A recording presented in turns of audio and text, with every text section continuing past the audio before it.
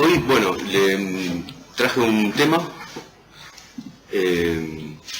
una pregunta que la tomé, estuvo deslizándose por aquí en apertura, bueno, circuló bastante y me pareció oportuno tomarla. Bueno, tenía ganas de dar una suerte de respuesta porque encontré un aspecto de una posible respuesta, ¿no? Que me parecía valioso por transmitírsela, contarles. Y es una pregunta muy poderosa, muy interesante para pensar. Bueno, vamos a trabajar brevemente esa pregunta, una respuesta a esa pregunta, y después vamos a continuar con el resto de la presentación, bueno, con algunas ideas que traigo en relación a una articulación posible entre el discurso como psicoanálisis o los 4 discursos de Lacan y las estructuras clínicas del psicoanálisis. Bien, supongo que es una primera presentación sobre ese tema porque, bueno, amerita un trabajo más profundo. Y bueno, estoy yendo por partes, igual es parte de lo que planteé la vez pasada, que era mi interés trabajar este año. Bien. Bueno, la primera pregunta, entonces, la primera parte, vamos a trabajar esta pregunta de por qué no se diagnostica la psicosis en psicoanálisis.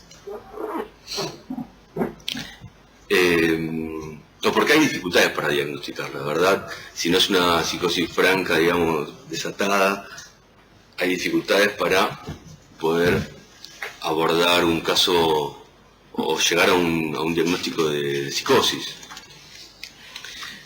Siempre hay un no, y no será otra cosa, y no será, y hay un desliz ahí hacia otro tipo de diagnóstico posible, y será un bipolar, y será un...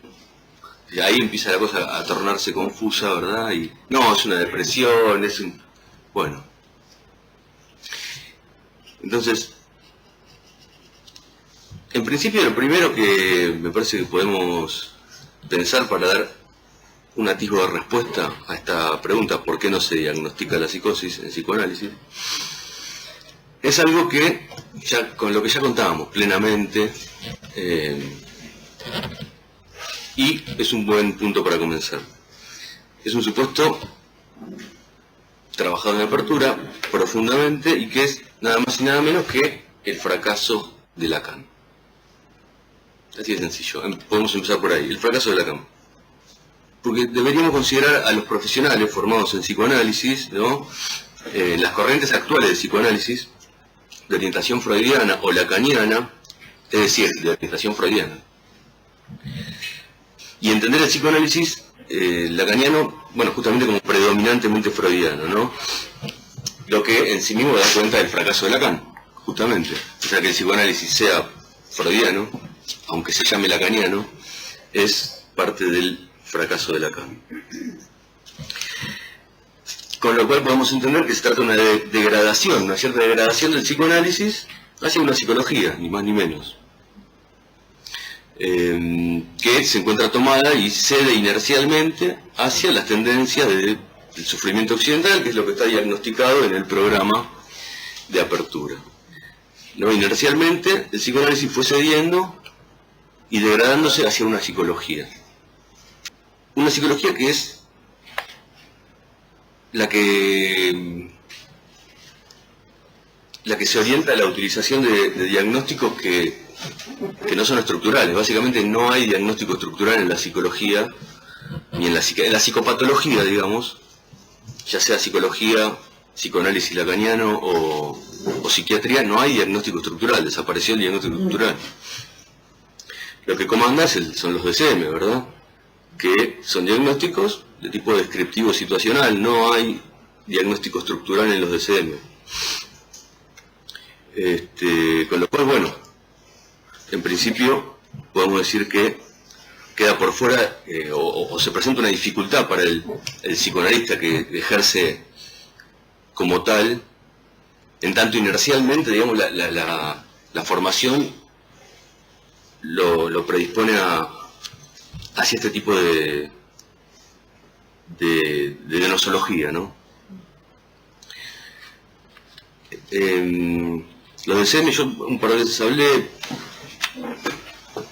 son muy potentes, ¿no? Habría que respetarlo. Si nos posicionamos como psicoanalistas, es importante, digamos, respetar los DCM adecuadamente. En principio porque está vivo plenamente, ¿no? Está plenamente vivo y bueno, es coherente, avanza, digamos, se nutre de los avances de la ciencia. Ustedes vieron que en el, no sé si vieron el DCM-5, tiene todo un apartado de neurociencias. Bueno, pueden verlo si no lo vieron.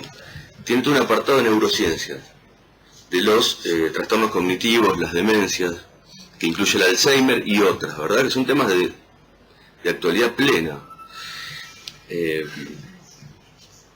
Y con lo cual son manuales que, bueno, en principio, como les decía, está activo, funciona, y con lo cual hay que, para posicionarse adecuadamente como psicoanalista, hay que considerar que eso predomina, funciona. Y lo que debemos considerar simplemente es que el psicoanálisis, a diferencia de estas corrientes, o sea, de la psicopatología, se diferencia, ¿no? Simplemente se diferencia.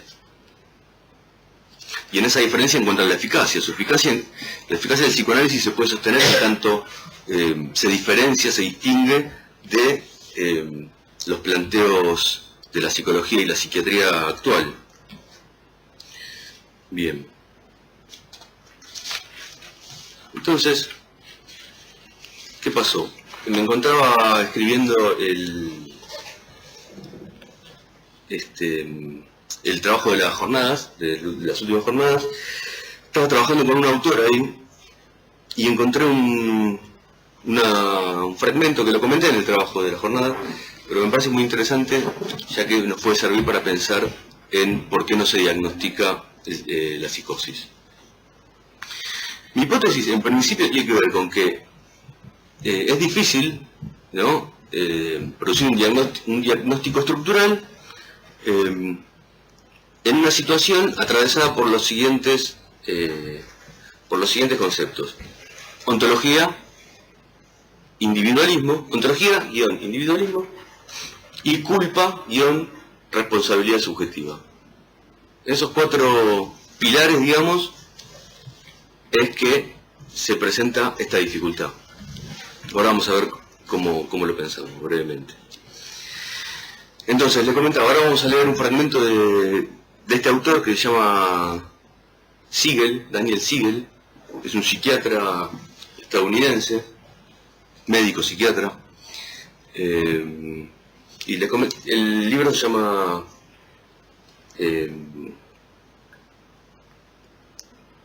Camino a más allá de la mente. Bueno, el libro de Siegel, se los relato brevemente, consiste en lo siguiente. Relata sobre su historia. Él era médico, es médico, y mientras se encontraba haciendo la preparatoria médica, va relatando cómo se horroriza del trato que recibían los pacientes, que, bueno, eran tratados de una manera en la cual, según él luego describe, no se tenía en cuenta la subjetividad, la mente, lo que concibe la mente. Entonces lo que hace Siegel es, lo relata de hecho, después de una serie de planteos morales que se hace, de si está bien o está mal dar un paso al costado, finalmente da un paso al costado y se pone a trabajar sobre un punto de vista propio sobre la mente. Hace un planteo bastante interesante sobre cómo concebir la mente, y de hecho, bueno, hace todo un trabajo, ¿no?, junto a profesionales de distintas disciplinas, muy interesante, y se ponen a debatir profundamente durante bastante tiempo qué sería la mente, qué estaría incluido en la mente. Lo que sucede es que no termina de salirse, ¿verdad?, del posicionamiento dominante. El planteo que hace es muy bueno, pero se queda, da medio paso, digamos, da medio paso nada más. Entonces, en el libro, apenas comienza, a las pocas páginas, empieza a comentar, a describir cuáles son las ventajas de la posición dominante, la cerebrocéntrica, la posición que explica todo lo subjetivo, y la mente a partir del cerebro, ¿sí? Y empieza a describir los puntos que él considera que son positivos, para después hacer un planteo propio a partir del trabajo que hizo con los profesionales sobre la mente y producir una modificación. Entonces vamos a leer eso, a Siegel diciendo cuáles son los puntos positivos de la concepción cerebrocéntrica. Ahora vamos a ver, así lo leemos en el pizarrón. Bueno, dice así. Primero vamos a leerlo y después lo vamos a ir subrayando. Dice, centrarse en el cerebro como causa u origen de la mente ha sido muy importante para entender problemas relacionados con la salud mental. ¿Sí? Pasamos a la siguiente. Por ejemplo, considerar que la esquizofrenia, el trastorno bipolar u otros trastornos mentales graves como el autismo se deben a un funcionamiento atípico innato que surge de un cerebro con diferencias estructurales, en vez de deberse a algo causado por lo que hayan hecho los padres o alguna flaqueza en el carácter de la persona, ha sido un cambio fundamental en el campo de la salud mental, para buscar medios más eficaces de ayudar a personas y familias con problemas. ¿Sí? Continúo.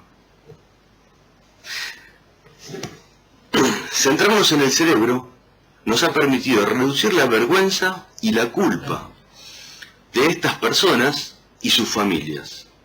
Una realidad triste y por desgracia demasiado habitual en el trato con profesionales hasta no hace muchos años. También ha permitido ayudar a muchas personas mediante fármacos, moléculas que se cree que actúan en el plano de la actividad cerebral. Bien. Después vamos a leer el párrafo que sigue porque ahí muestra cómo él tiende a torcer este posicionamiento primero. Pásalo, por favor. Ahí está. Y digo que se cree porque se ha descubierto que en algunos casos la creencia mental de una persona puede ser un factor igualmente eficaz en lo que se conoce como efecto placebo. La creencia de un porcentaje de personas con determinadas afecciones han dado lugar a mejoras mensurables en su conducta externa y en el funcionamiento de su cerebro. Y cuando recordamos que la mente a veces puede modificar el cerebro, es de suponer que para algunas personas adiestrar la mente podría ser útil, aunque hubiera diferencias cerebrales. Bueno, este último párrafo da un pequeño paso en dirección a alejarse un poquito. Bueno, pero vamos al primero. El primero de todos, centrarse en el cerebro. Centrarse en el cerebro como causa u origen de la mente ha sido muy importante para entender problemas relacionados con la salud mental. Ok, pasamos. Ahora se los voy a recortar un poco. Por ejemplo, considerar trastornos mentales graves se deben a un funcionamiento atípico e innato del cerebro, en vez de deberse a algo causado por lo que hayan hecho los padres o alguna flaqueza en el carácter de la persona, ha sido un cambio fundamental en el campo de la salud mental. Pasamos. Centrarnos en el cerebro nos ha permitido reducir la vergüenza y la culpa de estas personas y sus familias. Punto E.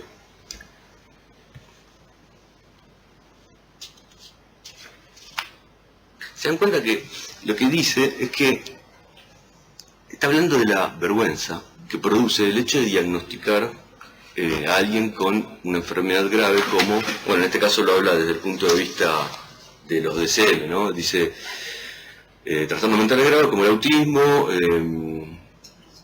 trastorno bipolar o esquizofrenia, bueno. Pero, digamos, aparece la vergüenza, ¿no? La vergüenza y la culpa, correcto. Por eso les decía que solamente es posible que esto pase si se entiende que es culpa o responsabilidad de esos padres o de esas personas el hecho de que aparezca un diagnóstico como ese. Y para evitar esa vergüenza, podemos decir, es que la concepción de entenderlo como parte del cerebro, como un déficit en el cerebro, ayuda a poder atravesar esa dificultad. Esto, bueno, Lacan ya hablaba de vergüenza ontología, ¿no? Que en relación con la vergüenza de afirmar que el ser es, y el ser no es, digamos, ¿no? O sea, relacionaba vergüenza con esa afirmación ontológica. Y después, bueno, el tema de la culpa, ¿no? De la culpa y la responsabilidad. Bueno. Ramiro, en una parte dice algo que entiende por mente. Yo ya terminé con esto, así que vamos a charlar, dale, un poco. No, pensaba que en ese recorte que hiciste ahí. Sí. Voy a aclarar que se refiere a mind, no a mente. Sí, Hay un problema de salto tecnológico, cultural. Sí, de hecho mind es el concepto que acuñan englobando, que sigue, dice, bueno, vamos a tomar la mente y ahí lo acuña como concepto en el que engloba todo lo subjetivo, digamos. Hace una descripción detallada de todo lo que engloba la mente. Es un concepto más amplio, incluye espíritu, incluye mente, incluye espiritualidad, relaciones, o sea, lo forja como un concepto bastante más amplio del que entendemos por mente habitualmente. Sí, no sé si te respondí los comentarios. No, trato de entender, digamos, a qué se refiere cuando habla de mente, ¿no? Ah, bueno. ¿Qué pasa? ¿De qué está hablando? Bueno, eso. Realmente no. Bueno, a ver qué me decís, lo que me decís, más o menos me parece que tengo una pista. El libro se llama Viaje al centro de la mente y justamente trabaja puntualmente En español. En español, sí. Es una pésima traducción que desdibuja todo el espíritu del libro, porque en inglés es ¿dónde está la mente? Ajá, no sabía ese dato. ¿Dónde está Porque él propone que no está en el cerebro, Correcto. que es la posición de este tipo, que es muy piola. Sí. Y en el español lo tradujeron, parece que le hizo sacar el libro. Calcó el espíritu del libro, porque pone la idea de centro. Claro, Lo que él dice es que la mente no tiene centro. correcto. Es Sí, topológico. sí, incluye dice que la mente tiene que ver con un fluido, un intercambio de energía e información que entra y sale del cuerpo, o que se conecta con el cuerpo y se relaciona con los otros. O sea que hace una cuestión interesante. ¿Esa viene de la tradición de Peirce? Bueno, habla de Peirce. ¿O eso es Peirce? Habla de Peirce, lo nombra, lo cita como un autor del cual se nutre. El que lo ubique es el inventor de mindfulness. Claro, Este es recapo total. El tipo tiene 100 libros, bestseller, da cursos en todo el mundo, tiene millones de seguidores. Es el inventor del mindfulness. Que es tanto un tratamiento terapéutico como un desarrollo de las potencialidades de las personas. Sí, una suerte de meditación, ¿no?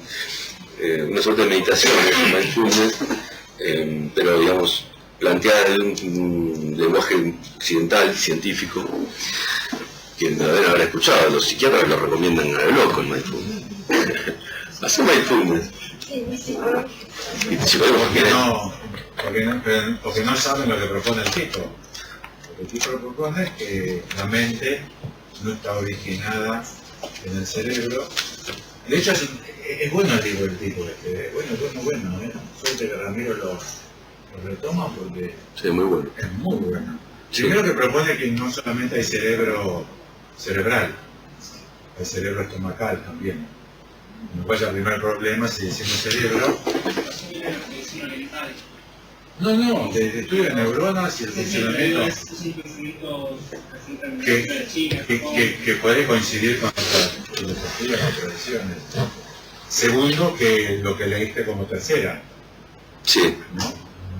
Que ciertas ideas abstractas modifican las conductas y el cerebro. Con lo cual la mente, ¿dónde está? Lástima que no supo, que jamás se enteró que hubo un autor como Lacan que propuso una topología que habilita la inyección de otra edad y la potencia significante. Si no, tenía que haber dedicado el libro a Lacan. seguro. Yo dudo a esta gente si no sabía. Yo cuando lo leía decía, No, saludo de lo lacaniano.